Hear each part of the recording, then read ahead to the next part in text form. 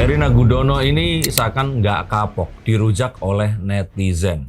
Dia baru saja mengunggah foto, video tepatnya, saat dia sesaat sebelum menikmati sushi omakase yang memang terkenal mewah itu. Setelah puasa nggak boleh makan karena mengandung, karena seperti itulah saat seseorang hamil nggak boleh makan mentah-mentah. Dan sontak netizen ini langsung merujak part 2. Dan saya mengagumi kekuatan mental dari Erina Gudono yang baru melahirkan ini. Dan yuk kita akan lihat bagaimana nasibnya setelah semua hal ini tadi. Yang pertama ingin saya sampaikan adalah saya nggak setuju tentang hal itu.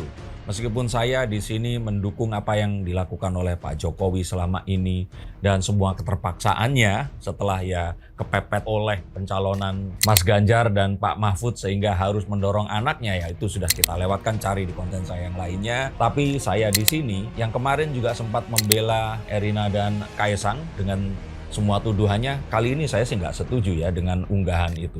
Tapi kenapa saya katakan bahwa ini adalah sesuatu yang disengaja? Yuk makanya kita akan bahas.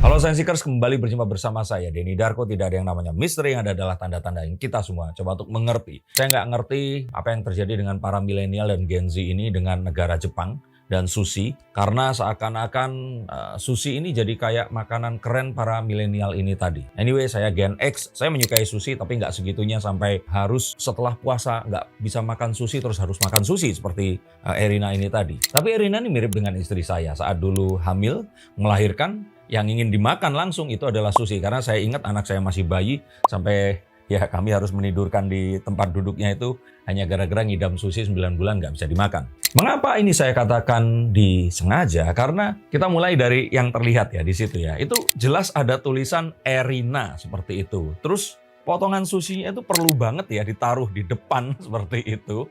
Terus kemudian yang padahal nggak akan dimakan semuanya tuh. Yang dimakan pasti yang slice-slice seperti itu. Seakan-akan memang sengaja untuk ditunjukkan bahwa dia mengkonsumsi sushi itu. Dan dia itu perlu ditunjukkan kalau Erina, walaupun itu dinaikkan di akunnya dia, tapi ada tulisannya di situ. Dan semuanya ini kayaknya di staging memang sengaja disiapkan seperti itu dugaan saya. Dan ini sebenarnya adalah satu hal yang ingin ditunjukkan bahwa nggak ada salahnya melakukan hal itu tadi. Nggak melanggar hukum, nggak melanggar etika juga. Dia juga bukan pejabat atau istri dari pejabat. Dan seharusnya ini nggak jadi masalah. Jadi seakan-akan ini itu adalah rangkaian berikutnya dari ada t-shirt Putra Mulyono, terus ada t-shirt lagi adik Fufu Fafa.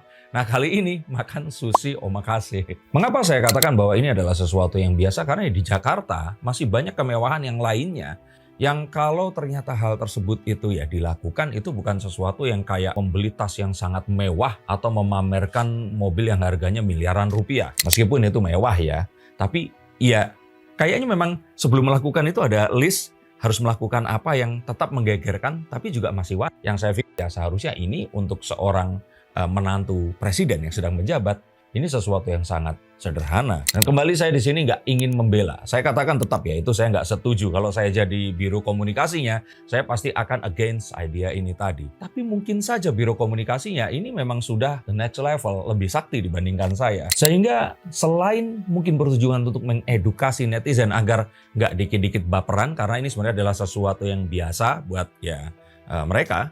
Ini bisa saja adalah sebuah pengalihan isu tentang sesuatu yang mungkin saja sedang atau akan terjadi sebentar lagi. Meskipun saya katakan ini kurang bijak Dan meskipun ini pasti akan memantik gelombang protes mengenai pamer kemewahan dan hal-hal yang lainnya, ini tidak akan menjadikan sebuah masalah yang besar dan tidak akan ada klarifikasi kayak juga nebeng jet dan lainnya juga. Karena memang tidak ada hukum yang dilanggar di sini. Dan seakan-akan ini memang ditujukan kepada orang-orang yang marah ini tadi, bahwa kemarahan mereka ini sebenarnya kalaupun mereka di sini protes bahwa seseorang itu harus sederhana, sebenarnya kalau yang dilakukan kali ini bukanlah sebuah pamer kemewahan yang berlebihan menurut saya Tapi memang ini tidak bisa dilepaskan dari konteks yang sebelumnya, di mana terjadi hal-hal yang memantik emosi, yang saya pikir juga sepertinya sih kayaknya Kaesang, Gibran, dan yang lain-lain ini sudah memendam rasa yang sekian lama dan ingin memainkan isu ini dengan gaya mereka.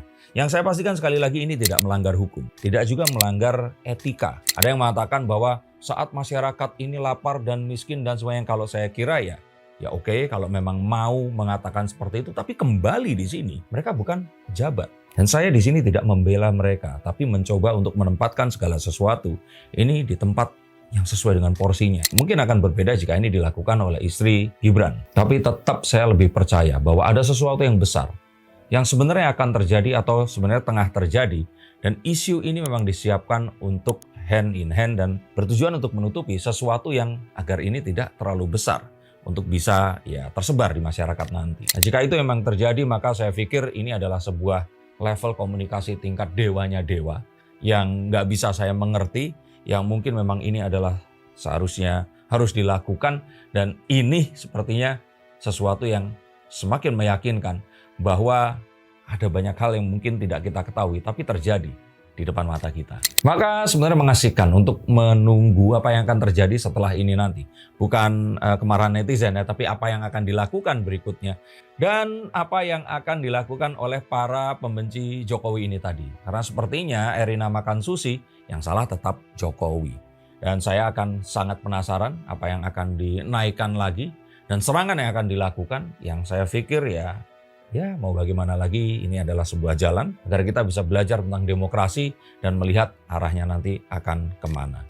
Semoga ini semua akan menjadi sebuah pelajaran yang baik untuk kita semua. Kembali saya tegaskan, saya tidak mendukung dan menyayangkan hal ini, tapi pengen tahu juga sih ini akan mengarah kemana. Terima kasih, sampai jumpa dan salam.